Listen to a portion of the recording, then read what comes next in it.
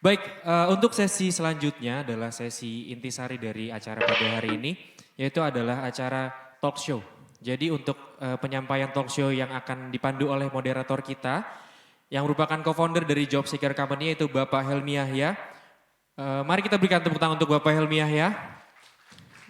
Oke. Saya mengundang Bapak Helmi Yahya selaku moderator untuk kegiatan talk show pada hari ini untuk atas panggung. Mari kita beri tepuk tangan sekali lagi yang meriah untuk Bapak Helmi Yahya. Oh langsung nih.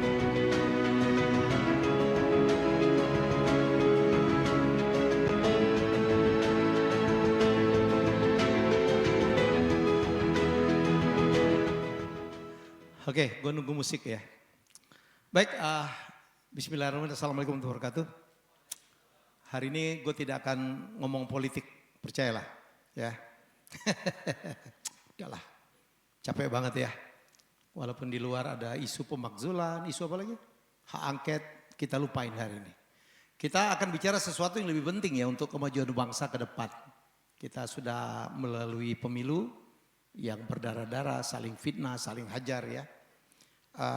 Hari ini kita akan menghadirkan dua tokoh yang kita harapkan memberikan perspektif ya bagaimana kegiatan bisnis ekonomi ke depan. Dan kita bicara tentang sesuatu yang menarik. Ya, saya tahu di sini yang hadir adalah orang HR, Human Resource, dan juga para jurnalis. Terima kasih sudah hadir. Sebenarnya, ini udah ada orang, ada Dudi Ersandi, beliau dari CPO ya, Chief People Officer dari tiket.com. Tepuk tangan dong, ke depan dulu. Kalau dulu ada Desi Arisandi itu, gue bilang lu ada hubungan gak ada. Pasti bapak dulu jatuh cinta sama penyanyi yang bernama Desi Arisandi. Cakep banget. Yang gak tahu gak apa-apa, menunjukkan umur Anda ya. Tamu saya kedua adalah partner saya, beliau adalah founder dari Job Seeker, ya Chandra Ming. Ya, tepuk tangan untuk beliau. Saya adalah co-founder yang ya mensupport dari belakang ya. Bagaimana kemajuan satu aplikasi pencarian tenaga kerja yang merupakan asli produk Indonesia. Kita berharap tidak dijual ke luar negeri nih. Oke, saya pikir kita tuh isu kita bukan lagi human resource ya. Tapi human capital. Iya. Betul It's ya. a definition. Definition ya. Iya. Kita bisa debat lah mas. Kalau Ya, kita soal bisa mau berdebat. pakai mana gitu. Ya, saya Kuntan, jadi saya bersiap untuk berdebat dengan lu, nggak ada masalah. Kenapa? Karena isu ke depan itu apa faktor manusia di satu perusahaan itu aset loh, ya, yang secara akuntansi nggak ada kadang-kadang di neraca. Padahal yang membedakan antara perusahaan A dengan perusahaan B, misalnya Coca-Cola dengan Pepsi, itu adalah siapa orang-orang Di belakang. yang ada di dalamnya. Siapa C-levelnya, karyawannya seperti apa. Itu yang membedakan. Jadi betapa pentingnya faktor manusia, human dalam satu perusahaan. Dan ini merupakan aset. Sekarang teman-teman akuntan lagi berusaha untuk bagaimana mengkuantifisir faktor orang. Ya, perusahaan hebat itu orang-orangnya pasti hebat, betul ya, betul ya? Ideally begitu. Ya, itu aja udah ribet kita. Ya, bagaimana mengelolanya, bagaimana merekrut, dan apalagi sekarang udah muncul eranya digitalisasi. Wow. Ya, bagaimana menggunakan kecanggihan digital untuk mengelola, merekrut, dan sekarang kita udah tahu ada AI lagi ya, artificial intelligence yang menggantikan peran-peran manusia. Jadi menurut saya topik hari ini akan menjadi sangat penting. Jadi saya minta waktu Anda, semoga pertemuan kita bermanfaat. Ya, dan saya persilakan dulu sesuai dengan jadwal Chandra Ming, CEO dan founder dari Job Seeker Company, barangkali ada yang ingin dipaparkan. Silakan Pak Chandra. Thank you Bang Helmi. Terima kasih Bapak Ibu. Mungkin cerita sedikit dari background saya. Saya dulu memindahkan media rekrutmen koran ke internet yang Bapak Ibu kenal job portal hari ini. Itu kurang lebih tahun 2000 awal lah. Saya bawa dari Hong Kong, lalu flooded di seluruh Asia Tenggara. Pada saat itu saya berpikir kayaknya udah cukup kali ya, orang nggak pakai koran lagi, pindah ke internet gitu. Cuma pada kenyataannya saya melihat dunia makin berubah, teknologi berubah terus. Dan saya mulai melihat bahwa ini bisa jadi ancaman besar kalau kita tidak berubah. Makanya singkat cerita tadi tahun 2019 waktu sebelum pandemi Bang ya kita ketemu. Ya. Terus saya share ini ke Bang Helmi, Bang kayaknya grup yang saya bangun sebelumnya cukup oke lah ya. Tapi fokus utamanya ke white collar. Disebut aja lah. Iya disebut aja. Dulu gak apa-apa ya. Dulu saya bikin Jobs DB Bapak Ibu kalau pernah dengar ya. Jobs DB. Lalu 2010 saya dan Sik memiliki ancaman yang sama yaitu internet yang kami taklukkan ini berubah menjadi 2.0 punya version ya. Muncul social media. Hari ini Bapak Ibu kenal LinkedIn, pada saat itu muncul LinkedIn. Dan saya mulai ketar-ketir ketika LinkedIn diakuisisi oleh Microsoft ya. Karena lawannya lain di kali ini gitu ya. Dan nature-nya tech company, I think it's a monopoly lah ya Bapak Ibu. Singkat cerita, kami membuat satu company baru so-called Sik Asia and we bought over JobStreet. Kurang lebih gitu lah. Lalu kantong kiri, kantong kanan. Bapak Ibu di HR pasti suatu saat pasti ngalamin kan ketika kecewa sama JobsDB ke JobStreet. Padahal yang punya sama ya. Habis gak ada kompetitor Bang. Itu perilaku ya, kalau boleh saya potong. Memang dalam dunia tech company itu selalu yang laku nomor 1, nomor 2 ya. Yes. Ya, jadi nomor 3 itu biasanya jauh. Yes. Nah ini cerdik banget. Ini kayak Oppo dan Vivo lah ya. Kurang lebih gitu. So you must be number 1 or number 2, kurang lebih gitu. There's no third player ya. Nah itu yang kami lakukan ya, ketika Bapak kecewa sama ini pindah ke sini, kecewa sama ini ke sini. Sampai akhirnya ketahuan ya sekarang. 2015 lah kurang lebih saya merasa sudah cukup lah. Terus saya mau lebih relax dikit lah di operation, gak ikutan lagi, pegang fund, invest di cukup banyak tech startup gitu. Nah kenapa hari ini penting kita munculkan topik ini Bapak Ibu. Karena gini, basic sekali menurut saya, business is talking about people. Bisnisnya kurang bagus, orangnya bagus, pasti ada kemungkinan jadi lebih bagus. Sebaliknya kalau bisnisnya bagus, orangnya tidak bagus, bisa dia rusak tuh nanti itu. Betul Bang ya? Nah problemnya whenever we talk about people, pasti datangnya dari Bapak Ibu semua nih. Nah kita tahu perjalanannya Bapak Ibu, HR itu dulu identik dengan administratif. Lalu kita agak gelisah kan, kita enggak dong, kita bukan HR, kita human capital. Lebih keren dikit ya. Cuma frankly speaking, sampai kemarin kita melahirkan job seeker company, saya ketemu dengan cukup banyak HR director, pola kerja, cara kita merekrut, to be frank masih administratif. Bapak Ibu pasang iklan, dapat CV banyak, dibaca satu-satu, betul kan? Telepon satu-satu, di Indonesia suka ini nih, telepon 10 orang undang interview yang datang 2, kadang-kadang 2,5, betul ya. Lalu waktu itu yang datang ya minta gajinya, ini ada Mas Dudi nih lebih tahu nih. Ada idiom di mana udah kena layoff minta naik gaji 30%. Banyak yang itu. Banyak yang ketawa-ketawa pengalaman nih. Ada beberapa HR director sampai dongkol bilang, Pak Chandra ini gimana sih solusinya apa dong ya. Tadinya saya tidak berpikir untuk melahirkan job seeker company bareng sama mas saya waktu itu. Cuman karena banyak sekali yang kasih feedback, saya jadi berpikir juga, kan aku udah ada itu. Plus 2, plus lagi 26 startup di itu, ya di dunia ini nomor 2 lah gitu setelah LinkedIn gitu. Why should I build another one gitu.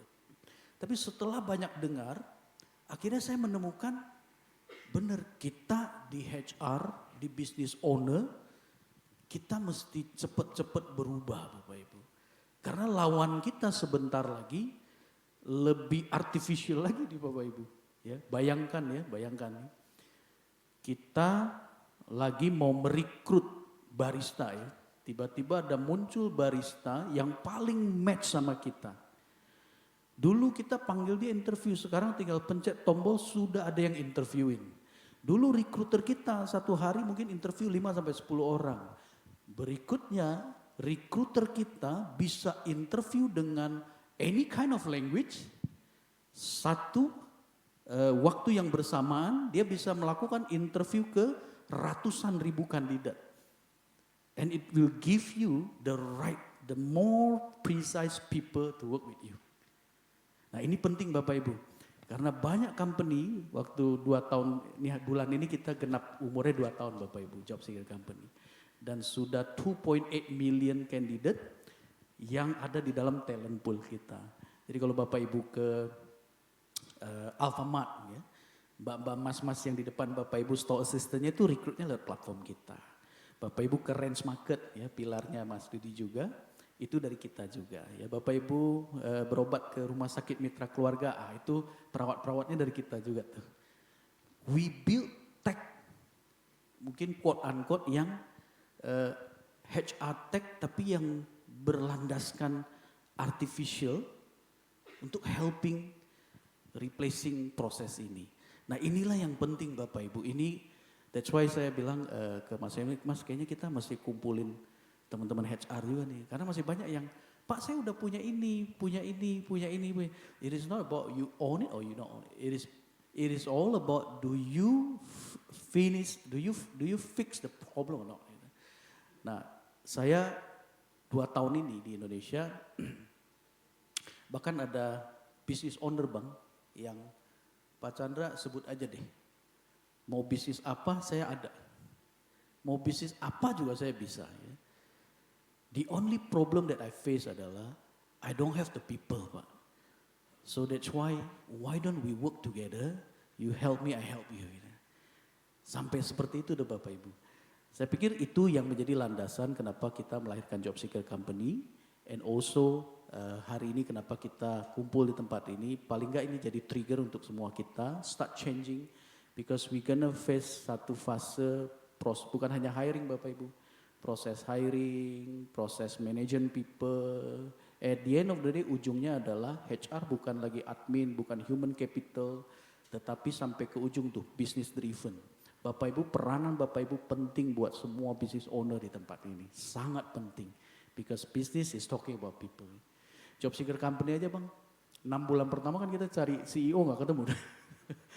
Semua mau jadi investor, gak ada yang mau ngerjain. Akhirnya saya pikir-pikir, aduh susah juga nih. Aku ketemu yang tadi tuh bang, banyak tuh. Di sini, X ini ya udah di layoff minta gaji naik 30%. Gue jadi mikir juga ya. Jangan-jangan ini nih penyebab kenapa pada bangkrut nih. Overpricing. Overpriced, Overpaid. ya.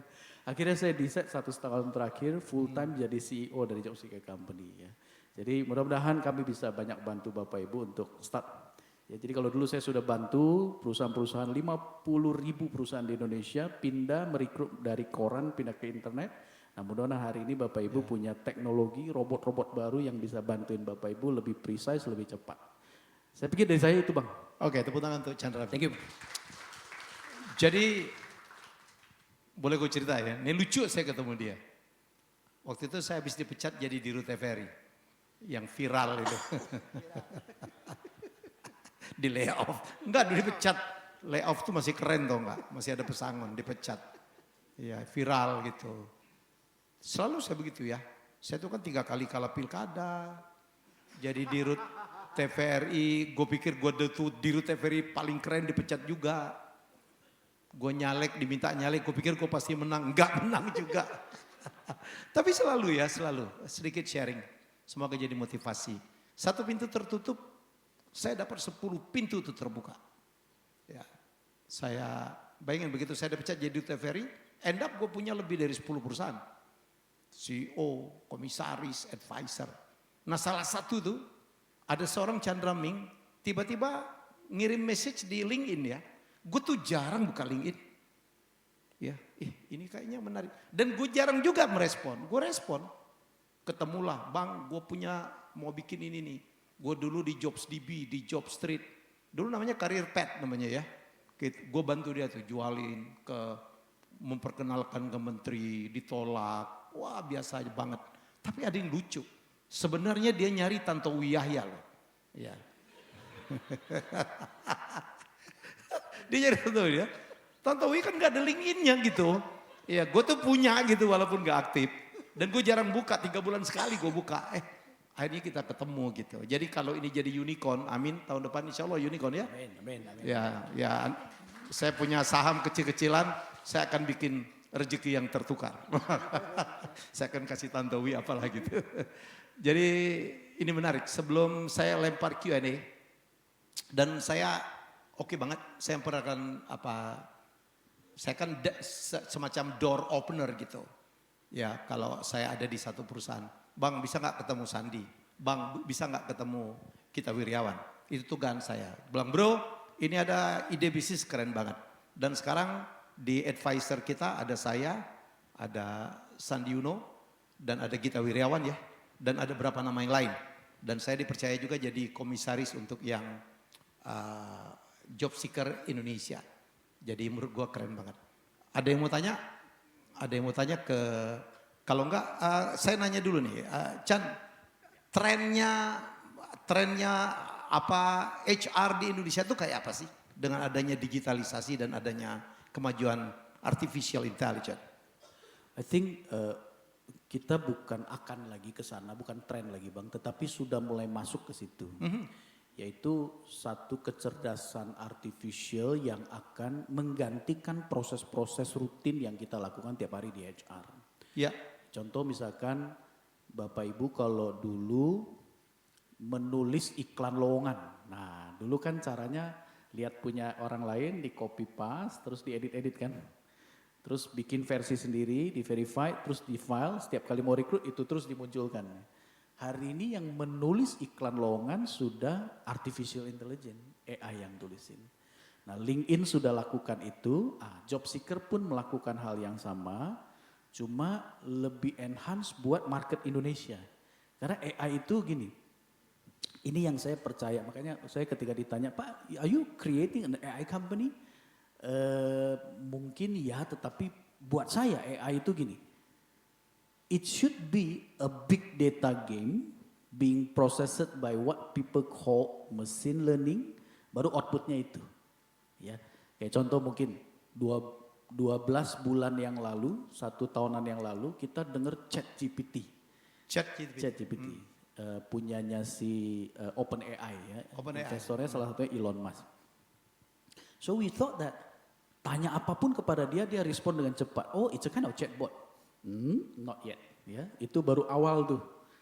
Hari ini dia sudah bisa, bukan hari ini, minggu lalu ya kalau nggak salah ya. Dia keluarin dari teks menjadi video. Ya, jadi Bapak Ibu mau bikin video apa misalnya? Saya mau bikin kucing lagi berenang di kolam renangnya ada di Las Vegas, ada ininya, ketik aja. In second dia akan create video tersebut. Nah di sisi yang lain mungkin Bapak Ibu ingat ada satu company lagi namanya Neuralink yang diinvest oleh Elon juga, pasang chipset di kepala. Subjek yang ini sudah fully recovered dan dia bisa menggerakkan mouse dengan pikirannya. Menurut saya nggak lama lagi maybe binatang yang selama manusia kenal hari ini tidak bisa berbicara, Bisa kita hadirkan. akan bisa berbicara. Termasuk tokoh-tokoh masa lalu yang udah tidak ada ya? Yes. So it's very dangerous. Sementara satu sisi lagi Bang tadi, Ya. makanya saya bilang event ini penting karena Bapak Ibu business owner dan HR, petinggi-petinggi HR di tempat ini, when we talk about people, it's tanggung jawab kita. Ya. Jadi kalau hari ini kita masih pasang iklan, sortir CV manual, ada 10 CV mana yang dipanggil duluan? Pasti yang fotonya bagus kan? Ngaku aja. I have 50,000 client, I know exactly what happened. Nah hari ini robot bisa bantuin kita. CV yang ini nggak cocok, kenapa? Karena rumahnya paling jauh dibanding CV yang lain. CV ini nggak cocok karena 3 bulan yang lalu dia maling laptop di perusahaan yang lama. CV yang ini nggak cocok karena gajinya overpriced dari you punya budget. And all that can be done within second. Ada yang nanya Bang gini, wah gue jadi recruiter berarti nanti gue nganggur dong. Yes, pasti. But if you start changing today fokus ke people-nya, saya tetap percaya gini Bang. Ada bagian yang AI belum bisa jangkau hari ini.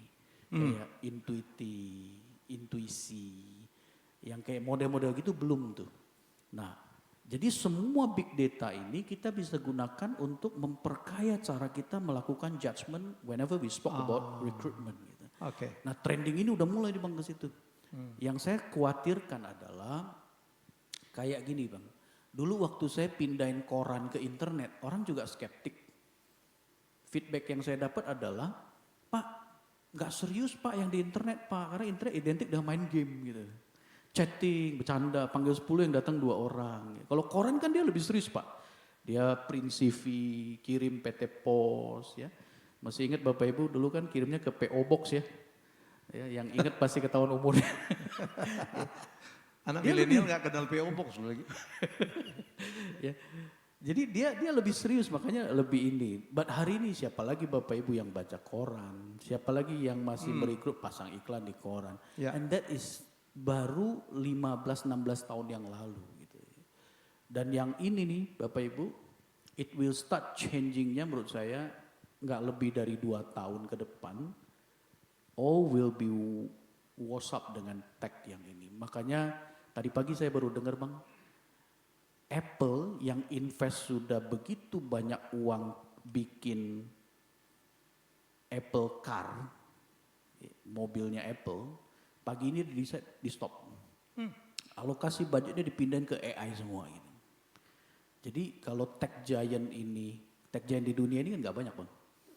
Sudah pola pikirnya ke sana, it should be something very serious yang kita di Indonesia mesti mulai siap gitu. Otherwise we will lost. Pasti loss. Kurang lebih itu sih Bang trennya ke arah sana. Ya AI demikian maju ya, Indonesia udah mulai. Jadi kalau Anda lihat iklan saya, dulu saya penderita diabetes, sekarang saya sembuh, itu bukan gua.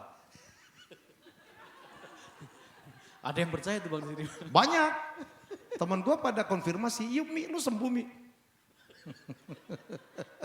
Ada Dokter Terawan, ada William Wongso. Aduh, gua bilang, untung gue lagi pilek kemarin, kalau nggak udah gue apain gitu. Gila, sampai sekarang tuh 2-3 temen, Mi lu bener kena diabetes sembuh gitu. Ya Allah. Jadi itu yang terjadi, jadi jangan anggap remeh juga ya. Jangan anggap remeh juga. Apa yang harus kita antisipasi ya Pak Chandra untuk supaya kita tidak tergilas gitu oleh kemajuan artificial intelligence dan digitalisasi? I think kalau ini pendapat pribadi ya Bapak Ibu dengan tidak bermaksud mengajari, tapi menurut saya dengan pengalaman 25 tahun mendistrupsi banyak bisnis menggunakan teknologi, saya percaya number one I think adalah kembali ke kita sebenarnya. Kita mau anggap transformasi teknologi ini sebagai something yang akan menggantikan kita, sehingga kita jadi ketakutan, tidak ada lagi recruiter, tidak lagi pekerjaan-pekerjaan rutin dan sebagainya. Atau kita ride upon ini. Itu nomor 1 Bang menurut saya. Nah saya frankly speaking banyak sekali, kayak beberapa minggu lalu saya ngopi sama Pak Kus, dulu di Jasa Marga dan lain-lain, Pertamina, ya, Director HR. Dia bilang, iya Chan, di Indonesia ini orang beli HRIS saja sudah canggih banget kayaknya. Bapak Ibu itu nggak ada apa-apanya. Yang akan datang ini lebih bahaya. Ya, so menurut saya number one adalah back ke kita Bapak Ibu. Business owner semua back ke kita. Kita tidak ada pilihan. Kita harus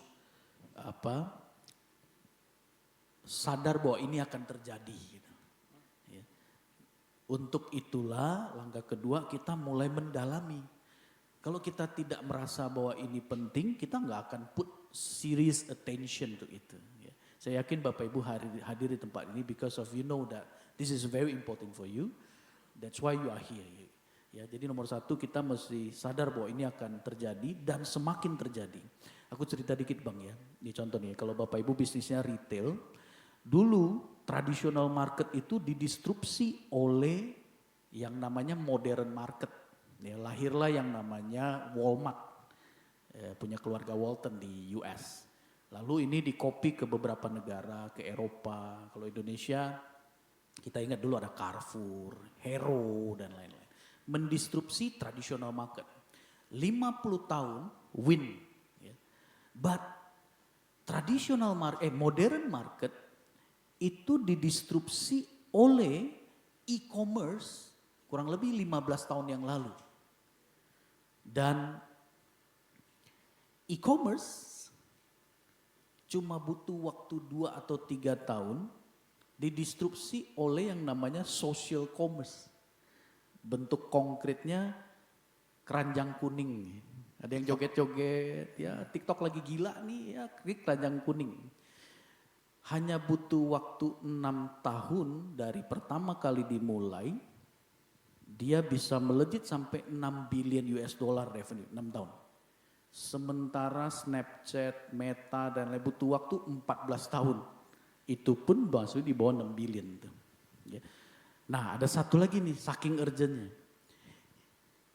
E-commerce yang Bapak Ibu kenal hari ini, ya, didisrupsi oleh social commerce, mereka masih hidup di era yang sama. Tuh. But sebentar lagi, social commerce saya percaya akan didisrupsi oleh yang namanya artificial commerce. And it takes not more than 2 years I think. It will kill everything di belakang. Contoh konkret gini, Bapak Ibu hari ini kalau bisnisnya retail butuh store assistant ya. SPG lah gampangnya gitu. Bapak Ibu rekrut satu-satu, interview satu-satu, training satu-satu. Lalu SPG ada di toko serving your customer. Satu orang SPG bisa serve katakanlah 20 customer yang walk in. AI yang tadi itu di social commerce joget-joget itu ya akan digantikan oleh robot. Bisa speak any kind of language, bisa look like any kind of people di dalam market tersebut, and bisa speak in the same language dengan behavior customer-nya.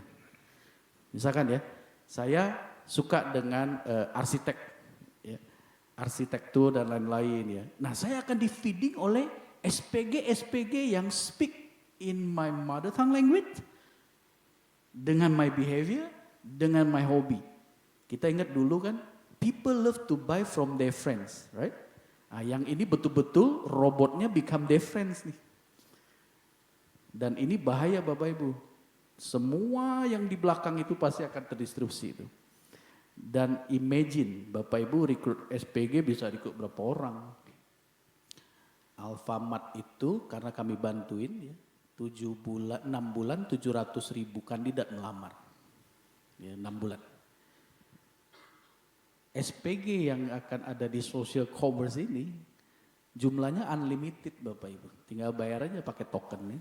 Saya mau jual mic ini ke market India. Tiba-tiba SPG-nya mau berapa? 1000 SPG? Oke, ada 1000 SPG jualan mic ini berbahasa India, looks like Indian, and use the local currency dan all. Langsung converted. And it's dangerous.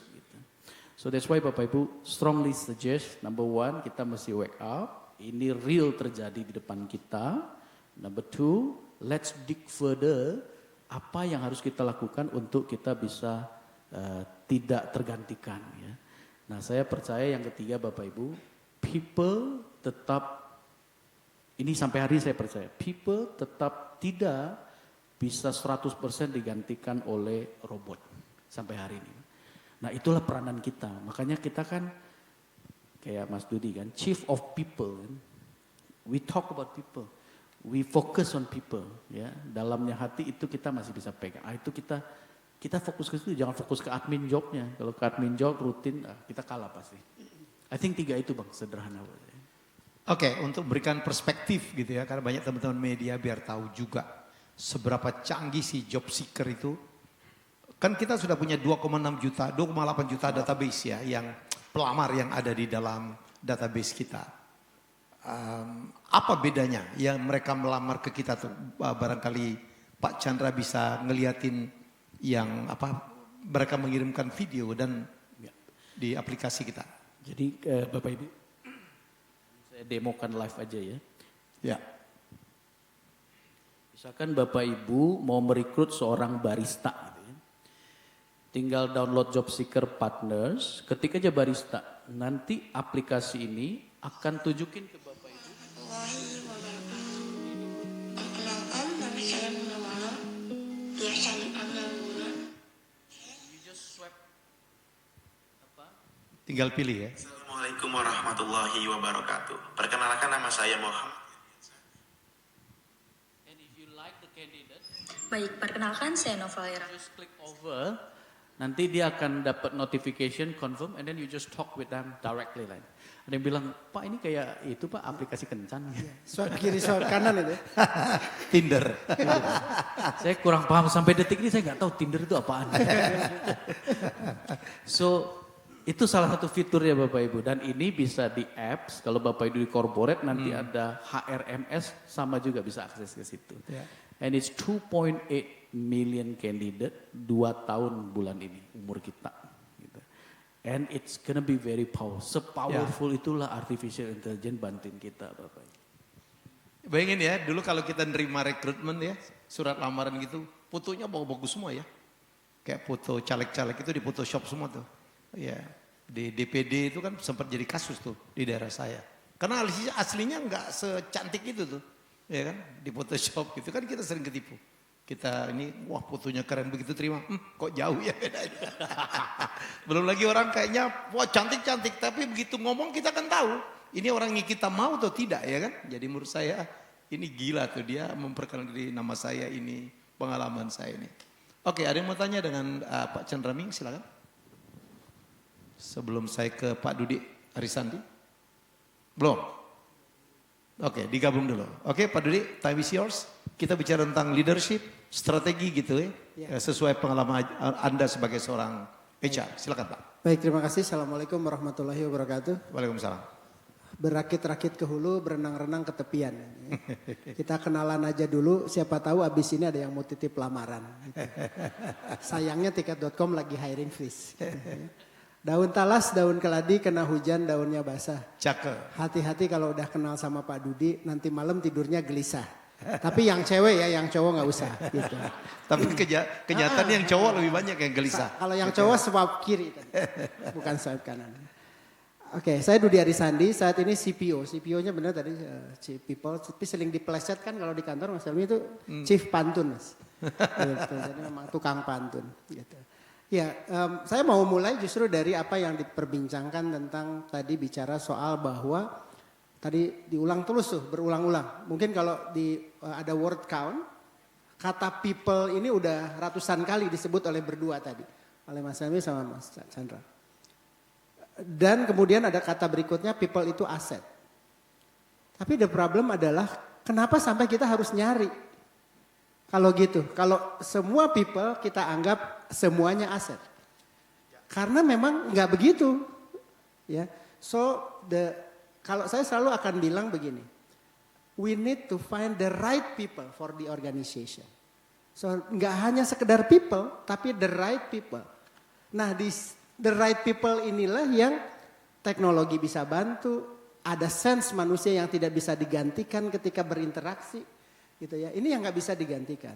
Memang survei bilang katanya 85 juta posisi akan tergantikan di 2025, tapi akan ada 110 juta hal baru, creativity baru yang akan lahir, ya seperti itu, gitu. Saya percaya betul itu, gitu.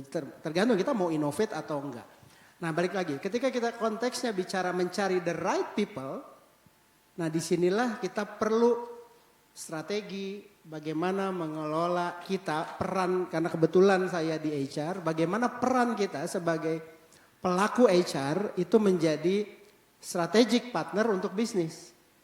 Ya, kalau masalah nama human resource, human capital dulu zaman saya awal-awal itu personalia gitu ya.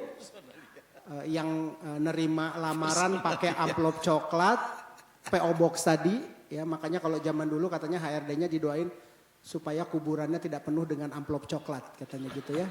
Saking memang dulu pakai amplop coklat, PO Box tadi juga dibahas, dikirim hanya Sabtu Minggu karena lowongan kerjanya di Kompas Sabtu dan Minggu. Kalau di saya karena saya Sunda Empire, pikiran rakyat gitu, ya di Bandung sana gitu. So kita harus merubah itu gitu loh. Kita HR-nya jangan ketinggalan, nggak bisa pakai cara personalia tadi. HR-nya bukan lagi hanya HRD, hanya recording doang. Atau HR menjadi profil yang kalau karyawan baru keluar dari ruang HR, temannya nanya gini, lu ada masalah apa? HR jadi makhluk menakutkan, kan selalu begitu mas. Gitu.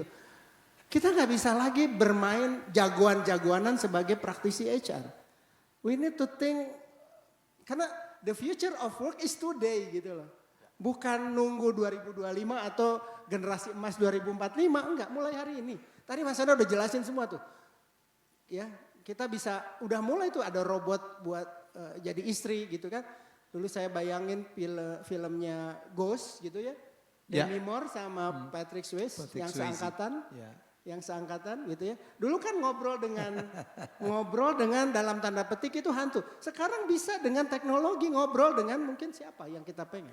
So that the things gitu ya. So balik lagi ke konteks peran kita sebagai HR yang kebetulan memang saya beruntung sekali mengalami momen di mana 10 tahun di industri retail, kemudian 10 tahun di FMCG, terus 5 tahun terakhir, 5 tahun 2 bulan terakhir, ini jadi udah periode kedua mas saya. Boleh.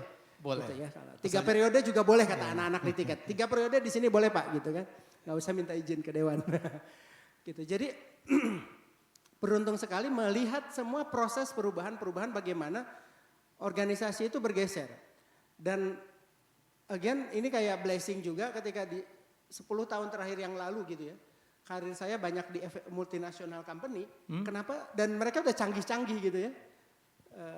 Kenapa sih saya nggak nyari lokal company dan contribute gitu ya. Supaya bisa membuat Indonesia company seperti yang tadi ditunjukkan bahwa job seeker juga bisa lakukan saat hari ini gitu. So I join with Ticket dan memang kejutan luar biasa mas, waktu saya join Ticket saya pikir oh ini digital company kan mas, pasti canggih. Pasti banyak proses-proses HR yang sudah sangat bagus gitu, paling tidak punya HR system atau apalah. Ternyata gajian 450 karyawan masih pakai Excel mas. 2019 masih pakai Excel, dikerjakan satu orang lagi cuti melahirkan pun dia tetap bayarin gaji karyawan. Karena hanya dia yang pegang Excelnya. So ketergantungan terhadap orang ini harus sudah mulai kita geser. Ya. 2022 kita buka program Kampus Merdeka, magang. Cuman 50, yang apply 17.000. Ya, itu level company kayak Tiket aja. Gimana kalau yang lain gitu, yang lebih besar dari Tiket. Bayangkan kalau itu semua kita harus masih pakai amplop dibukain satu-satu dan tidak menggunakan teknologi. Kan itu juga yang harus kita mulai bergeser nih cara kita melihat bagaimana tadi pekerjaan kita tidak tergantikan, bisa tidak tergantikan ketika kita juga upskilling. Ketika kita juga dapetin celah mana, area mana yang kita bisa improve. Ya. Dan pekerjaan-pekerjaan tadi yang rutin, manual, digantikan oleh teknologi. Sehingga kita lebih cenderung lebih banyak human touch-nya gitu. Dari saya dan perjalanannya ini sampai 5 tahun ini mulai mengenalkan banyak teknologi. Semua sekarang sudah dalam genggaman di kamar gitu ya. Mau lihat apa. Bahkan employee engagement kita udah pakai artificial intelligence gitu ya. So kita bisa lihat heat map tim mana yang gak engage. Manajer mana yang paling disebelin sama anak buahnya. Saya bisa lihat. Tapi orangnya tentu gak bisa lihat gitu. Ya, jadi hanya certain orang yang bisa lihat. Kita bisa lihat tim mana yang engagementnya paling tinggi dan seterusnya. Bahkan anak-anak ini bisa komplain anonimus misalnya ukuran rendangnya sepotong gitu tadi gitu. Hal-hal kayak gini tuh menjadi source of data yang bisa kemudian kita olah untuk mengambil keputusan jadi lebih baik based on data gitu. Nah ini peran dari teknologi yang kita bisa dapat. So jadi artinya kita nggak bisa hanya kembali ke cara-cara lama, ada cara-cara baru. Kalau bahasa keren sekarang itu ada istilahnya kalau di HR tuh Mas Helmi employee experience. Employee experience itu ada 3 komponen. 1 culture dan leadership, kedua teknologi, ketiga workspace. Ya, workspace ini sekarang udah without walls, boundaries, udah hybrid dan sebagainya gitu ya. Ya. Itu jadi bagian yang 37% company lagi naik terus angkanya, hybrid itu ideal katanya. Tentunya untuk certain kind of business ya. Kemudian tadi teknologi dan culture sama leadership. Nah ini peran yang mungkin gak bisa digantikan teknologi gitu. Jadi 3 ini selaras kalau dijalanin ya ngomongin best place to work bukan hanya company yang dapat award. Tapi the real things yang kejadiannya ada di perusahaan masing-masing, setiap karyawan merasa tanpa dapat award pun gue ngerasa company ini the best gitu for them gitu. Ya, mungkin mancingnya itu dulu Mas gitu ya. Jadi intinya buat saya apapun yang kita lakukan sebetulnya di HR akan mulai digeser bagaimana kita membangun employee experience yang baik bagi karyawan. Kita udah sering lebih banyak dengar customer experience. Oke. Itu kan di luar. Tapi sekarang bagaimana employee experience sehingga mereka ngerasa ketika Mas Chandra misalnya anak tiket saya tanya, Mas saya apply dong di tiket. Nggak usah, saya aja mau resign. Nah semoga hal ini tidak terjadi di tempat Bapak Ibu semua. Itu beneran yang terakhir? Kenapa? Statement yang terakhir beneran? Benar. Enggak. Periode kedua ini. Oke. Jadi yang jelas HR people itu harus memang sudah mulai bersiap-siap ya. Yes. Nggak boleh ngeblok ya. Jadi itu saya pikir apa persiapan yang harus dilakukan HR people dengan kemajuan digitalisasi AI dan sebagainya Mas Dudi. Stay relevan ya, saya harap stay relevan. Stay relevan itu penting. Stay relevan. Berani untuk mulai. Jadi kalau pakai tagline startup yang lain gitu ya, mulai aja dulu katanya. Karena semua ada tiketnya. Startup yang mana tuh? Jualan juga. Tak kenal maka ta'aruf. Apa Kenal sih? maka taruh. Jadi harus berani mulai. Dan kalau dibilang tadi semuanya di sini, sekarang di tiket, ini perjalanan 5 tahun. Mulai dulu prioritasnya mana? Mana yang menjadi pain point-nya tadi? Ya, pain point. Apakah di rekrutmen? Ya udah diberesin dulu proses rekrutmennya. ya. Journey-nya yang diberesin. Dan ingat, tidak hanya teknologinya. Tapi kandidat experience-nya juga dibuat bagus. Teknologinya bagus tapi kandidat di ghosting. Ya, yang sama aja gitu. Company-nya jadi nggak jadi dilihat tidak bagus gitu. Ya, so tadi stay relevan, kemudian yang kedua mulai aja dulu, Just nggak do it. apa-apa, just Yeah. do it. Perbaikan itu bisa dilakukan di tengah jalan. Sambil jalan. Sambil jalan. Jadi kalau konteks, kalau teman-teman suka nanya, Mas performance review di tiket itu pakai sistem apa sih? Wah saya dan udah paling bagus, enggak. Ini udah 7.0 mungkin. Ada dirubah lagi, tambahin lagi. Oke. Dapat feedback dari karyawan, bikin rapihkan lagi. Ya, karena memang duitnya nggak sekaligus datang kan. Ya. Yang mulai aja dulu duitnya ada jalan. Mulai aja dulu duitnya ada jalan. Itu. Jadi dan satu lagi listening. Kemampuan kita mendengarkan apa yang menjadi concern dari employee, that will be like beneficial for us. Karena kadang-kadang kemampuan mendengarkan kita atau kita merasa, HR suka merasa paling jagoan. Ya. Bikin program, bikin aja padahal karyawan gak butuh. Ya. Seperti itu. Saya pikir yang ketiga yang paling berat ya. Berat. Ya, saya di komunikasi juga. Saya ngajarkan kelas komunikasi bukan hanya ngajarin ngomong loh ya. Orang hebat, leader hebat itu juga harus punya kemampuan untuk mendengar. Celakanya pelajaran public speaking ada, banyak malah. Tapi pelajaran public listening itu nggak ada. Ya itu yang bikin chaos. Saya waktu sempat di MIT ini diajarin. How to listen, suspend judgment. Itulah kunci keberhasilan seorang leader termasuk HR leader. Yang jelas Tuhan memberi kita satu mulut, dua telinga. Cie. Artinya apa? Kita harus lebih mendengar daripada bicara. Yang boleh bicara banyak cuma saya karena saya cari makannya dari sana. Ya, Oke, ada yang mau tanya silakan. Saya buka floor. Oke, tolong sebut namanya, status. Ya. Oke, selamat sore Pak Yes, Dudi, sore. Pak Chandra, Pak Helmi. Sebelumnya saya sering banget ikut acaranya Pak Dudi nih, mungkin Pak Dudi udah hafal ya sama saya. Perkenalkan saya Soraya Faradila, saya dari Aramex Indonesia sebagai HRBP Manager. Nah kebetulan saya juga pakai AI Pak di perusahaan saya, anak intern. Perusahaan Kemudian mana? Aramex Indonesia Pak. Aramex. Iya, perusahaan forwarding, freight forwarding. Freight forwarding. Oke, Iya. silakan. Kemudian saya bawa AI saya Pak di sebelah, anak intern. Nah sebenarnya gini, ini mungkin saya mewakili Gen Z dan juga milenial muda yang fresh grade, yang masih belajar. Ketika tadi saya mendengarkan Pak Chandra bilang bahwa semakin kita menggunakan teknologi maka peran HR itu akan semakin strategik.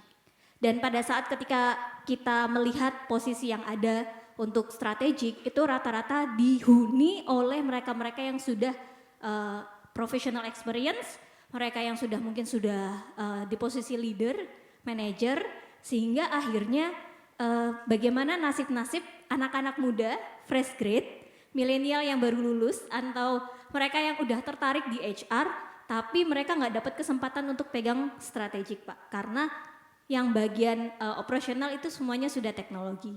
Nah mungkin untuk menjawab keresahan mereka, apa yang bisa bapak-bapak kasih wejangan untuk anak-anak yang tertarik dengan dunia HR, tapi mereka nggak bisa mendapatkan kesempatan untuk posisi-posisi start level yang itu sudah dikuasai oleh teknologi. Pertanyaan saya itu aja. Terima kasih. Wow, keren. Dud, siapa dulu? Pak Chandra atau Dudi? Pak HRD dong. Ya. Saya mau boleh dicek ya. Timtiket.com itu waktu saya bahkan saya join Mas Herman ini cerita beneran nih. Waktu saya join tiket saya tuh bahkan nggak punya manajer.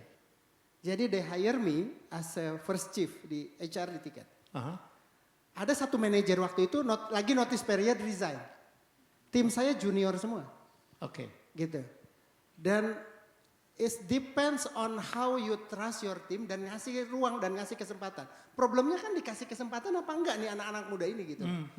Sementara di mindset kita munculnya itu Gen Z tuh selalu begini, Gen Z begitu, milenial begini, milenial begitu. Buat saya mau kampanye di sini. Kalau kita ngomongin Gen Z misalnya, stop blaming, start helping. Oke. Generasi ini adalah generasi yang sibuk mendapatkan informasi yang sangat banyak. Kami enggak, ya. Mau nonton MU aja bayarnya mahal zaman dulu. Ya. Udah hasil pertandingan baru pagi. Udah gitu kalah lagi, gitu kan? Tuh lo Enggak, saya jangan kebetulan ngeliatin gini, gua lo ya. saya kebetulan Gue MU kalah gue berubah pribadi gue. gitu, Ya. kebetulan pendukung MU, jadi cocok jadi HR, sabar. Ya. Lebih sabar Arsenal lagi nggak pernah juara. Lagi dah. Kacau Jadi, lo, ya kan? Dan nggak bisa kita tuh kotak-kotakan gitu ya, soal Gen Z, milenial. Saya tuh nggak percaya karena saya dulu juga Gen Z pada zamannya. Iyalah gue juga. Saya juga dulu dibilang bandel. Saya dulu dibilang males sama boomers gitu. Jadi problemnya adalah kita yang ada dan jangan ngomongin orang lain kalau saya. Oke. Soraya kalau bisa kasih kesempatan dia untuk do something yang strategik. Believe it or not, saya tiap tahun punya namanya learning festival di tiket. We bring a lot of speaker dari luar negeri dari apa dan project leadersnya selalu anak intern. Tentunya ada yang bimbing. Tentunya ada yang bimbing. Ketika anak intern di rekrutmen dia kan memang nggak ngerjain meriksain lagi CV karena kita udah pakai sistem. Tapi apa yang mereka lakukan? Bikin project candidate experience. Bagaimana kalau kandidat di tiket itu kalau sudah lewat proses interview, dia pasti akan dapat surat kalau dia berhasil atau tidak. Atau ketika dia keterima pun ada 5 steps di mana dia akan dikirimin secara otomatis surat. Selamat datang tapi isinya tentang value-nya tiket. Gitu ya. Jadi value tiket itu happy, ada 5 huruf. Jadi ada email pertama dia akan terima tentang hunger. Hunger itu apa? Itu kandidat experience. Dan siapa yang bikin itu bukan Pak Dudi, anak intern. Yang sekarang sudah diambil sama Deloitte. Jangan curhat. Gua mah cuma ngebangun doang gitu. Harusnya gua minta bayar tuh. Kayak gitu. Oke. Jadi kita harus percaya dengan anak muda. Hidup Gibran. Sorry ya. Oke. Gue udah janji gak kampanye, udah selesai juga. Tambahin dikit Bang. Ya Chan, Jadi silakan. Mungkin konsep operational sama strategiknya tadi Bu, dengan teknologi yang makin enhance begini, menurut saya sudah berubah jauh ya. Di job seeker aja Bu, di grup leadership kita namanya MT, Management Trainee. Aplikasi yang Bapak Ibu tadi lihat, mesin learning yang di dalamnya, itu anak-anak MT semua yang bikin. So, totally agree dengan Mas Dudi tadi bahwa kalau teman-teman yang baru mulai misalkan, let's say di bawah 5 years experience ya, jangan takut akan masuk ke level strategik. Karena strategik yang sekarang ini bukan lagi kayak dulu, pengalaman 35 tahun di sini, 40 tahun di sini, lalu jadi strategik. Enggak lagi Bu. Teknologi hari ini udah memotong itu semua, seakan-akan anak-anak intern ini generasi yang mungkin alpha belum lah ya, masih Z ya, masih Z di dunia kerja. Yang yang masuk ke dunia kerja ini punya begitu banyak opportunity untuk menjadi strategic leader. Sekalipun usia 25 tahun. Bu. Ya. Nah tentu tugas kita nih, ya tugas saya yang udah setengah abad ini, mentoring anak-anak ini, ya tadi setuju tuh, jangan dijudge, dirangkul ya. Tapi juga ketika salah mesti dibetulin juga gitu. Karena generasi ini rusak dengan, mohon maaf ya, kadang-kadang investment juga merusak ke situ tuh Mas ya. Investasi ya, hari ini banyak nih venture capital, kok gimana dong ini investasinya begini kacau. Ya udahlah, udah salah jalan gitu ya. Nah ini tugas kita nih, kita rangkul, jangan kita judge, kita kasih kesempatan, kita arahkan. Bisa. Dan menurut saya jauh lebih canggih dari waktu saya jadi di usia mereka tuh. Ya, jauh lebih cepat, jauh lebih canggih gitu. Jadi itu yang kita harus rangkul Bapak Ibu. Ya tentunya teman-teman yang di Gen Z juga mesti punya ini juga nih, ini penting juga ya. Tidak ada yang instant ya. Mesti juga low profile. Kadang-kadang juga yang anak-anak muda juga suka ini Bang, suka ini tua nih, gak ngerti apa-apa gitu ya. Gua dong lebih canggih, gua kan Gen Z gitu, milenial. Ya gitu deh, hai anak muda. Banyak yang you belum tahu di dunia ini, makanya jangan sok tahu. Ya. Dan cara terbaik untuk kita adik-adik semua yang ini, learning from yang udah tahu, itu lebih cepat tuh. Ya, jauh lebih cepat. Selain daripada what you get from internet gitu. What you get from internet plus pengalaman dari kakak-kakak ya generasi sebelumnya, combination itu, if hati lu humble, itu pasti jadinya bagus. Ya, saya aja 25 tahun di dunia tech startup. Startup saya pertama masih ada sampai hari ini di Indonesia. Gitu. Saya waktu balik aja, ya tadi itu cerita rezeki yang tertukar tadi. Nyari Mas Tanto karena dulu pernah bikin. Jadi gaptek juga di sebenarnya. Karena di LinkedIn kan Bapak Ibu panjang kan. Karena LinkedIn itu kan social recruitment platform dengan gelar terpanjang. Semuanya tulisnya panjang-panjang gitu ya. X ini ya. Nah saya nyari Mas Tanto ketemu Mas. Saya bersyukur saya dilatih oleh satu pengalaman 25 tahun bangun startup, invest di startup dan lain-lain. Dan saya terlatih untuk masih banyak yang saya nggak tahu. Gitu. Makanya saya nyari Mas Tanto, dapatnya Mas Helmi. Tapi itu Rahasia Tuhan itu. Jalan Tuhan lah. Ya jalan Tuhan. Mas Helmi juga bilang gini, kalau lu ketemunya Tanto waktu itu jadinya partai lu nanti. Nggak jadi job seeker tuh kan, 2,8 juta konstituennya mantep kan. Joking. Aplikasi mencari caleg punya lu tuh jadinya. Kalau dengan Tantowi ya. Ya tapi ini gue nambahin aja ya pertanyaan Soraya, keren banget karena gue bermain di area itu. Ya saya banyak sharing tentang bagaimana saya bisa mentransformasi TVRI yang 72%-nya non-milenial gitu. Karena ada generation gap, maka gue nulis buku Breaking the Wall. Ngerobohin tembok tuh di tiap organisasi. Orang tua itu punya kubu yang berbeda dengan anak muda. Dan saling katain tuh. Ya kan, yang tua mengatakan anak muda gak sopan ya kan. Aneh, nyebut orang tua kalian gitu kan kurang ajar gitu untuk orang tua gitu. Dan sementara anak muda ngeliat orang tua ini orang kuno banget gitu. Ada yang masih bawa sisir ya kan. Ada yang kalau ngomong BTS dikira tower gitu kan nggak nyambung. Jadi persoalannya tuh di situ aja. Dan saya banyak diminta dibicarain mana-mana ngomongin ini bagaimana gua ngerubuhin tembok. Kita harus komunikasi, kerjasama, kolaborasi antar generasi. Yang anak-anak muda itu, lo pikir lo jago. Orang 95% startup rontok kok, jangan lo ngaku hebat-hebat banget. Saya selalu ngomong tuh anak muda, gue pernah muda kayak lu, tapi lu belum tentu bisa tua kayak gue. Ya ada 30 lewat, 40 lewat, ya deh. Jadi maka saling hormatin ya. Jadi gue beruntung umur 60 masih happy gitu. Ya jadi ada yang 70, ada yang 80. Warren Buffett umur berapa ya? 90 kali ya? Ya. 10 something lah. Ya, Hampir 90. jadi belum tentu kita bisa nyape seumur dia. Ya, oke, baik. Satu pertanyaan lagi. Wah, ini keren. Silakan.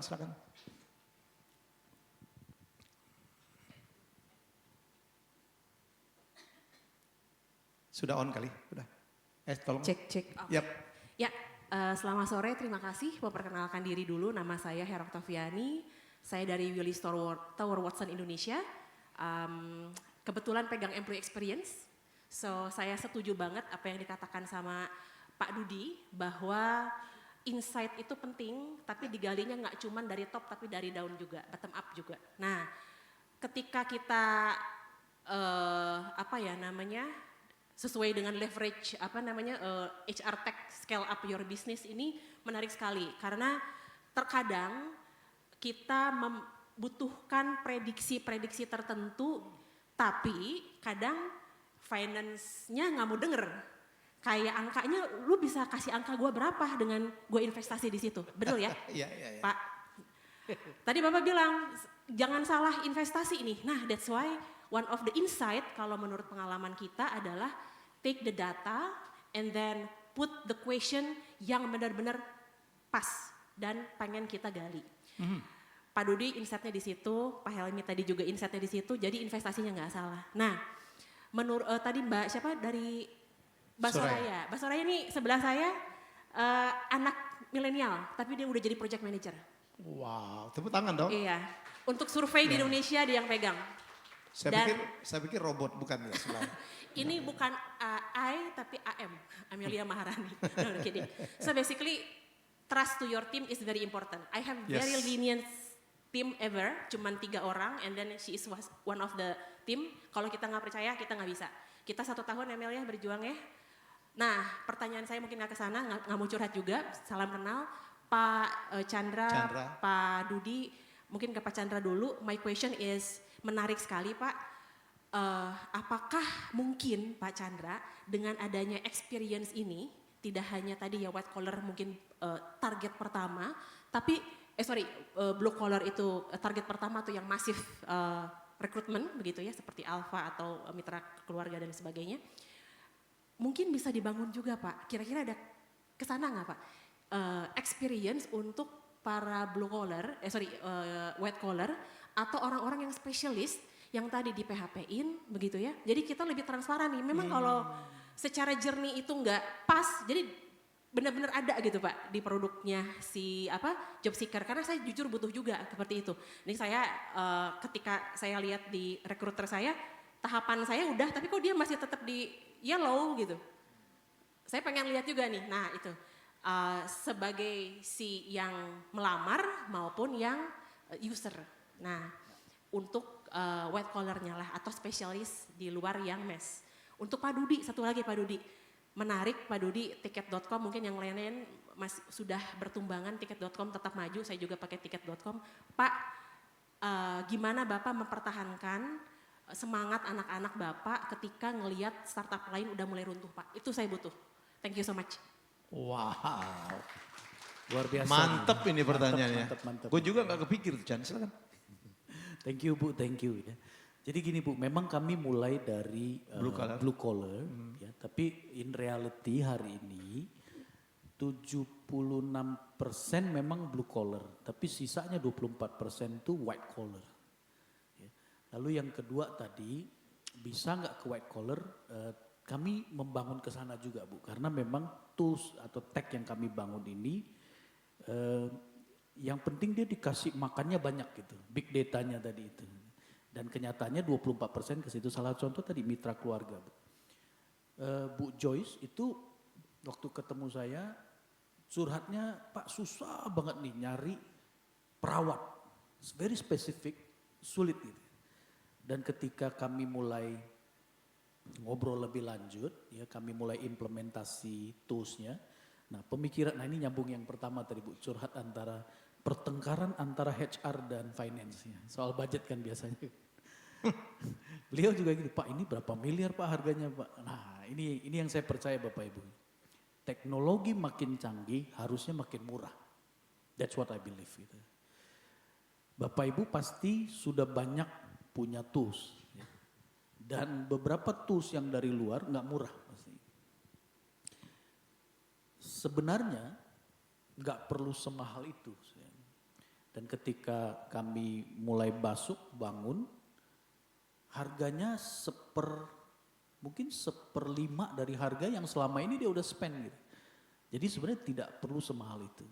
Yang jadi mahal adalah most likely Bapak Ibu beli 100 fitur, implementasinya lama, lalu pakainya cuma 2 fitur.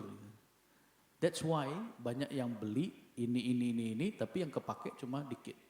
Yang kedua integrasi antara satu tools ke tools yang lain itu jadi panjang ya, cenderung mahal dan cenderung tidak bisa kadang-kadang. Nah yang kami bangun ini dari A sampai Z Bu, cuma kami temani satu-satu. Bapak Ibu belum perlu yang step kelima, step 1 dulu yuk kita rapin, persis yang Mas Dodi bilang tadi itu. Konkretnya seperti itu, misalkan kalau yang rekrutmen dulu perlu dirapin, kita rapikan rekrutmen dulu satu-satu. So to answer to your questions yang tadi Bu, yang spesifik sudah mulai. Contohnya tadi mitra keluarga, 4 bulan pindah dari manual rekrutmen ke HR Tech recruitment. Kalau orang luar sebutnya applicant tracking system, cuma ini customized applicant tracking system yang fit buat mitra keluarga. She's recruiting about 300 perawat. Ternyata selama ini datanya ada, cuma nempel di emailnya recruiter ini, ada di meja ini, ada di sini, ini udah di interview, dipanggil lagi buat interview, puter-puter kerjaan admin semua. Gitu. Dengan tagnya kasih tahu dia, ini udah pernah di interview, ini dulu ngelamar dari sini, dibaca oleh si ini, dipanggil interview ini, tes psikologinya hasilnya ini. Nah integrasi data itu yang hilang selama ini. So it's take about 3 to 4 months, 300 people being recruited. Hari ini oversupply. Dan dengan dia sudah sampai situ, sekarang masuk ke step berikutnya Bu, yaitu people development tadi yang Mas Dodi share dari internal. How we can grow this, how we can grow these people, how we can fix this problem, that kind of thing. Saya pikir itu yang kami lakukan Bu, dan doakan saja Bapak Ibu semua, kami baru 2 tahun startupnya. Dan we are very happy, saya secara pribadi sangat happy. Dulu saya bikin, Ibu tahu nggak, dulu saya bikin Jobs TV di Indonesia, Pak ini canggih Pak, tapi internet kami yang punya bos doang, yang lain nggak punya internet. Akhirnya saya pikir-pikir gimana ya, dia nggak punya internet, nggak bisa pakai dong. Akhirnya saya bilang gini, ya udah deh, saya kumpulin teman-teman HR, saya kumpulin kandidatnya, jadilah job fair yang Bapak Ibu kenal hari ini. Gitu. So that is lahir gara-gara, metode itu lahir gara-gara pada nggak punya internet gitu. Makanya kita harus jalan. So mulai dulu aja yang Mas Dudi tadi bilang, saya pikir step by step aja Bu. Ya dan nggak harus mahal kok itu. Dari saya itu. Oke, Dud. Iya, berat nih pertanyaannya. Ya itu memang satu faktor yang boleh dibilang itu tidak terjadi di 2021-2022 Bu. Kalau 2023 benar, kipas-kipas. Di tiket job security-nya gini gitu. As long as you perform. Karena kalau tadi kelihatannya ceritanya manis, padahal we do a lot juga. We did a lot too on the pruning buat yang bottom performer. Ya, jadi jangan dibilang bahwa kita juga ngebiarin orang nggak perform di organisasi, itu akan jadi toxic. Ketika yang nggak perform kita biarkan, yang resign bukan yang nggak perform. Yang resign itu yang perform. Ya. Lu dia nggak perform aja, nggak dia apa-apain. Ya. Ya udah gue juga kayak dia aja. Nah 2021 2022 kami nggak punya privilege itu. Kenapa? Travel industry hit by pandemic a lot. Ya, anak-anak saya diambilin tuh sama commerce, sama yang joget-joget, TikTok maksudnya. Sama TikTok gitu kan, terus bukan yang itu. Bukan. Terus sama, Udah selesai ya. Udah selesai. Terus sama health tech gitu kan. Health tech kan lagi boom banget tuh gitu ya. Sehingga turnover saya di 2021 ditambah 2022 ditambah juga ada isu on several leadership itu saat itu 2021-2022 itu turnover kita di atas 20%. 1 dari 5 orang resign. Hari ini hanya di bawah 6%. Gitu. Itu pun kebanyakan pruning gitu ya. So bahkan banyak yang keluar kena layoff minta balik gitu ya. Cuman kan nggak segampang itu Ferguson gitu kan. Udah keluar kemarin minta balik, naik gajinya pakai disamain sama gaji baru. Tidak, tentu tidak gitu kan. Sorry ya gitu kan. Lu mulai juga lah. Iya. Habis ini omon-omon. Masih rame soalnya. Iya, habis ini omon-omon.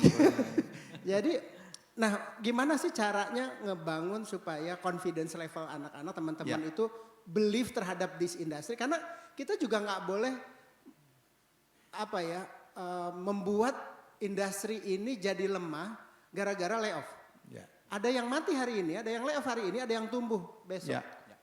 Ini adalah kesempatan besar gitu. Jadi kalau kita matikan seolah-olah tidak ada lagi peluang di dunia teknologi, kasihan teman-teman kita yang baru mulai lulus dan sebagainya gitu. So harus dibangun belief-nya gitu. Dan ini hal yang nggak mudah terus terang. Konsep leadership di tiket yang kita pakai di kami di board adalah bahwa just being vulnerable aja. Kita ini bukan yang paling pinter. Ya. Kita tuh tiket bisa sebesar ini diskusi hari ini. Guys, ini kita lagi tiket geledek, somehow kok hasilnya bagus banget ya. CEO saya cuma bilang gini, we are blessed, we have very strong team. Ini obrolan yang bukan basa-basi diomongin ke karyawan loh. Di grup kami ini obrolannya. So this more sincere kan. So being vulnerable tuh kita kemudian buat beberapa inisiatif action. Contoh, welcoming new joiner, siapapun itu mau anak intern 1 Senin ada yang join, yang harus welcoming adalah BOD, bukan HRD-nya saja. Salah satu BOD. Setiap 2 minggu sekali ada makan bareng sama CEO, we pick talent to give them more confidence. Jadi kalau kalau aku short gitu ya, yang pertama itu be honest dengan situasi organisasi. Dulu town hall setahun sekali, sekarang tiap kuarter kita ada town hall. Kemudian dibuka komunikasi itu. Setiap pertanyaan di town hall tidak ada satupun yang tidak dijawab. Kalau waktunya nggak cukup, pertanyaannya dipilah. Oh ini finance, kasih ke CFO, CFO jawab, kita blast di employee news. Kita blast di channel komunikasi kita. Gitu. Itu upaya-upaya kita untuk bangun confidence gitu ya. Bahwa kita ini harus berjuang bareng-bareng. Tapi meanwhile kalian juga harus perform. Karena kalau nggak perform, masuk kotak PIP, habis PIP kalau nggak lolos, ya mohon maaf, salaman kita bayar. That's it. Itu yang kita lakukan. Ya, sampai saat ini, gitu ya. Saya nggak tahu gitu ya nanti seperti apa. Tapi sampai saat ini proses ini kita coba jagain. CEO makan bareng, gitu-gitu ya. Terus kita hadir juga, gitu ya. Kalender kami tidak diblok misalnya. We try to be more simple juga gitu ya. Jadi mereka bisa blok kalender saya dan tadi menjadi pendengar aja yang baik gitu. CEO saya tuh suka ya gitu. Hari ini dia tiba-tiba ngobrol sama talent siapa, bahkan nggak ngomong sama saya gitu. Pernah dia diblok kalendernya sama intern. Malam-malam bos saya nanya, Dut ini siapa ya ngeblok kalender saya? Saya cek di sistem nggak ada karena intern waktu itu belum masuk sistem. Pas saya tanya ke anak-anak, anak intern Pak. Wah saya aja gak pernah ngeblok dia gitu kan. Ada VP juga gak pernah malah ngobrol sama dia mungkin gitu kan. Terus Pak mau di cancel gak? Gak usah biarin. Terus saya tanya besoknya setelah ngobrol, emang nanyain apa dia? Dia nanya jadi CEO kayak gimana gitu. So that's the things yang sebenarnya ketika dikasih ruangnya anak ini ya bisa-bisa aja gitu. So upaya-upaya ini kita coba lakukan tentunya dengan segala kekurangan kami makanya kita bilang being vulnerable lah, kita juga nggak yang sempurna banget, kadang juga mungkin kesel, kadang marah gitu ya dan sebagainya. Tapi try to be proper dan mau mendengarkan itu benar-benar key sih menurut aku. Karena selain lewat tools activity yang kita lakukan di town hall semua pertanyaan dijawab, kita juga buka channel tadi yang lewat employee experience toolsnya kami. Itu orang bisa anonymous bed nanya, ngomong. Komplain yang kenapa akhirnya kita hybrid Itu karena 70% dari survei kita tuh bilang susah banget yang ngobrol sama orang gitu sekarang gitu. So ketika keputusan kita dari work from anywhere kemudian jadi hybrid pun gak rame tuh karyawan. Ketika kita lagi ada sekarang lagi tiket geledek nih sampai tanggal 6 tuh tanpa diminta karyawan tuh tiap hari datang. Kantor lagi penuh banget gitu. Nah, this maturity itu yang dibangun tuh ternyata trust itu dari situ gitu. Bahwa apakah ini juga akan konsisten berhasil juga we don't know yet gitu ya. Karena kan waktunya juga berubah dan sebagainya gitu. Jadi itu yang kami coba terapkan selama ini dari sisi the way kita. Dan menjawab CFO kan susah ya. Makanya saya yang pertama saya temenin waktu join tiket memang CFO. CFO harus ya. Gitu. Minimal gaji aman. Yes, minimal gaji aman. Oke. Thank you. Wow, tepuk tangan untuk Pak Dudi ya. Thanks for sharing Pak Dudi. Oke, saya tuh mau banget kita terus tapi keterbatasan waktu, tapi Pak Chandra dan Pak Dudi masih ada di sini. Ya, yang mau doorstop atau mau nanya apa gitu, saya persilakan gitu. Tapi saya harus memberikan closing remark. Terima kasih banget ya sudah bergabung dengan forum diskusi yang keren banget menurut saya. Judul juga keren banget. Leverage HR Tech to scale up your business. Karena itulah intinya. Perusahaan tuh yang asetnya orang. Ya Anda punya produk apa, jasa apa yang keren banget. Tapi kalau the doer, the operator, the leader nggak keren sih hancur juga betul ya. Terutama di segi leadernya. Apakah leadernya memberikan kesempatan atau tidak. Tadi kita diskusi di belakang Sun Tzu ya. Ada 1000 tentara baik, tentara hebat gitu. Tapi kalau leadernya bodoh, hancur. Ya kan, tapi sebaliknya ada tentaranya biasa-biasa aja tapi leadernya, ya termasuk HR leadernya keren sih akan jadi keren. Dari dua pembicara yang sangat luar biasa ini kita mendapatkan itu bahwa AI, kemajuan teknologi, digitalisasi sudah hadir. Ya, sudah mempengaruhi kehidupan kita, kehidupan bisnis kita. Dan akan makin gila ya Pak Chandra ya, akan makin menggila gitu. Tergantung kitanya sekarang. Kita mau memblok rasanya nggak mungkin atau ikut atau mengantisipasi. Ya kata Pak Dudi, mulai aja dulu, jangan terlalu takut lah. Salah-salah sih nggak ada masalah ya, asal dikalkulasi aja. Jadi itu saja dari saya. Semoga Indonesia makin baik. Kita menuju Indonesia emas ya. Ya peran kita akan sangat menentukan gitu. Ya tahun politik ini semoga kita bisa lalui dengan baik. Omong kosong ekonomi kita bangun kalau politiknya tidak stabil. Ya, jadi kita tidak boleh juga apolitik. Anak-anak muda juga harus masuk ke involve lah dalam dunia politik. Terima kasih. Saya mohon maaf kalau ada yang kurang-kurang. Ya, semoga sekali lagi acara ini memberikan perspektif inspirasi bagi teman-teman sekalian. Ya, saya mohon pamit dan sekali lagi tepuk tangan untuk dua narasumber saya, Pak Dudi Arisandi dan Pak Chandra Ming. Wabillahi taufiq wal wassalamualaikum warahmatullahi wabarakatuh. Saya kembalikan kepada MC. Baik, terima kasih atas SR Talk pada siang hari ini Pak Helmi. Mari kita beri tepuk tangan sekali lagi yang meriah untuk pembicara dan juga Pak Moderator. Mohon di